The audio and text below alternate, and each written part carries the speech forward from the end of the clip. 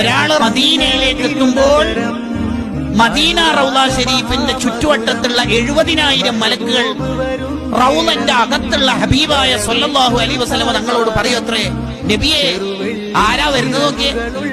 നമ്മളെ പലതവണയായി മൂപ്പത്തിയുടെ മൂപ്പരുടെ സ്വലാത്ത തങ്ങൾക്ക് നമ്മൾ എത്തിച്ചേക്കണം. അവരുടെ സലാത്തും സലാമും അല്ലേ നമ്മൾ കൊല്ലങ്ങളായി പതിറ്റാണ്ടുകളായി ഇവിടത്തേക്ക് എല്ലാ ദിവസവും രാവിലെയും അല്ലെങ്കിൽ വൈകുന്നേരവും രാത്രിയും ഒക്കെ എത്തിക്കുന്നത്. അതാ അവർ ഉടലോടെ വരുന്ന അവരുടെ സ്വലാത്ത സാധാരണ ഇവിടെ എത്താറുള്ളത്, നമ്മളല്ലേ എത്തിക്കാറുള്ളത്.